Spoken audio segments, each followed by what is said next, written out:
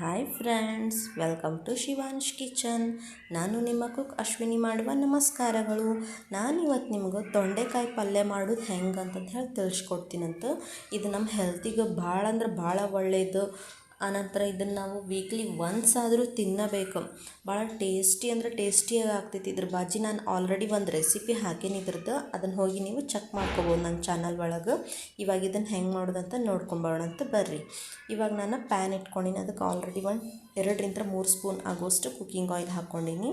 ಇವಾಗ ಸಾಸಿವೆ ಜೀರಿಗೆ ಹಾಕ್ಕೊಂಡೀನಿ, ಸ್ವಲ್ಪ ಹಿಂಗೆ, ಆನಂತರ ಕರಿಬೇವಿನ ಸೊಪ್ಪು ಅದು ಸ್ವಲ್ಪ ಚಟಪಟ ಅಂತಂದು ಹೆಂಗೆ ಸಿಡಿದ್ಮೇಲೆ ಒಂದು ಆನಿಯನ್ ಹಾಕ್ಕೊಂಡೆ. ನಾನು ಚಿಕ್ಕದ ಆನಿಯನ್ ಹಾಕ್ಕೊಂಡೆ. ನಾನು ಸ್ವಲ್ಪ ಬಾಜಿ ಮಾಡಕತ್ತೀನಿ, ಅದಕ್ಕಾಗಿ ಒಂದು ಆನಿಯನ್ ಹಾಕ್ಕೊಂಡಿನಿ. ನೀವು ಜಾಸ್ತಿ ಮಾಡೋರಿದ್ರೆ ಅಂದ್ರೆ ನೀವು ಜಾಸ್ತಿ ಹಾಕ್ಕೋಬೋದು. ಅದನ್ನೆಲ್ಲ ಮಿಕ್ಸ್ ಮಾಡ್ಕೊಳ್ಳೋಣ ಅಂತ ಆಯಿಲ್ ಒಳಗೆ.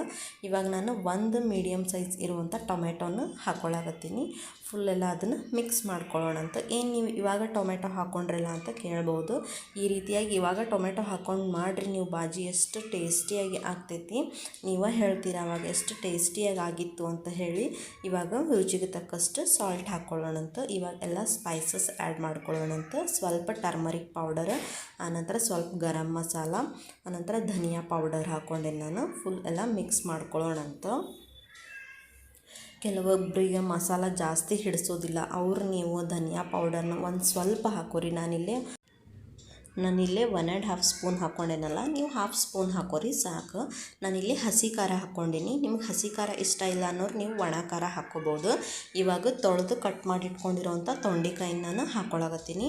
ನೀವು ತೊಂಡೆಕಾಯಿನ ಯಾವ ಶೇಪ್ ಒಳಗಾದರೂ ಕಟ್ ಮಾಡ್ಕೋಬೋದು. ರೌಂಡ್ಗಾದರೂ ಕಟ್ ಮಾಡ್ಕೊರಿ, ಉದ್ದಕ್ಕಾದರೂ ಕಟ್ ಮಾಡ್ಕೊರಿ. ಈ ರೀತಿ ನಾನು ಕಟ್ ಮಾಡ್ಕೊಂಡಿದ್ದೆಲ್ಲ ಚಿಕ್ಕ ಚಿಕ್ಕ ಪೀಸಾಗಿ ಆ ರೀತಿಯಾಗಿ ಆದರೂ ಕಟ್ ಮಾಡ್ಕೋಬೋದು ನೀವು. ಇದನ್ನು ನಾವು ಪೂರ್ತಿ ಮೆತ್ತಗಾಗಕ್ಕೆ ಬಿಡ್ಬೇಕು. ಇವಾಗ ಕೆಲವೊಬ್ರು ಏನಾಗ್ತೈತೆ ಅಂದ್ರೆ ಅರ್ಜೆಂಟ್ ಒಳಗೆ ಬಾಜಿ ಮಾಡೋರು ಇರ್ತೀರಿ, ಅವ್ರಿಗೆ ಒಂದು ಟಿಪ್ ಹೇಳ್ತೀನಿ. ತೊಂಡೆಕಾಯಿನ ಏನೈತಲ್ಲ, ಕುಕ್ಕರ್ ಒಳಗೆ ಒಂದು 3-4 ವಿಜಿಲ್ ಕೂಗಿಸ್ಕೊರಿ ನೀವು. ಈ ರೀತಿ ಕಟ್ ಮಾಡಿ ಸ್ವಲ್ಪ ನೀರು ಹಾಕ್ಕೊಂಡು ಇಟ್ಕೊಂಡು ಸ್ವಲ್ಪ ಉಪ್ಪು ಹಾಕಿ ಕೂಗಿಸ್ಕೊರಿ. ಅಂದ್ರೆ ಬೇಗ ನಿಮ್ಮದು ಬಾಜಿ ರೆಡಿ ಆಗ್ತೈತಿ.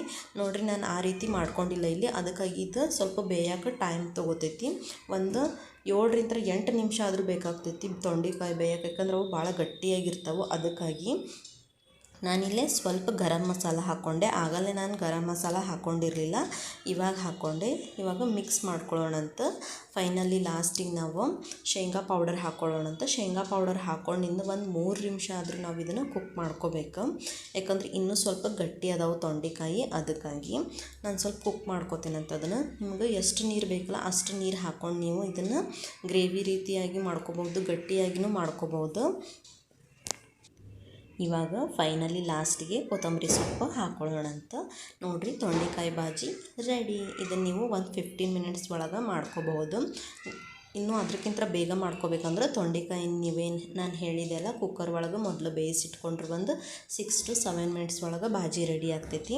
ಇದನ್ನು ನೀವು ಚಪಾತಿ ರೊಟ್ಟಿ ಜೊತೆಗೆ ತಿಂದ್ರೆ ಮಸ್ತಾಗಿ ಟೇಸ್ಟಿಯಾಗಿ ಇರ್ತೈತಿ. ಈ ರೆಸಿಪಿ ನಿಮ್ಗೆ ಇಷ್ಟ ಆಗಿದ್ರೆ ಒಂದು ಲೈಕ್ ಕೊಡಿರಿ, ನಿಮ್ಮ ಫ್ಯಾಮಿಲಿ ಫ್ರೆಂಡ್ಸ್ ಎಲ್ಲರಿಗೂ ಶೇರ್ ಮಾಡಿರಿ. ಹಿಂಗೆ ನನಗೆ ಸಪೋರ್ಟ್ ಮಾಡಿರಿ. ನಾನು ನೆಕ್ಸ್ಟ್ ರೆಸಿಪಿ ಜೊತೆ ಸಿಗ್ತೀನಿ. ಅಲ್ಲಿವರೆಗೂ ನಮಸ್ಕಾರ, ಬಾಯ್ ಬಾಯ್.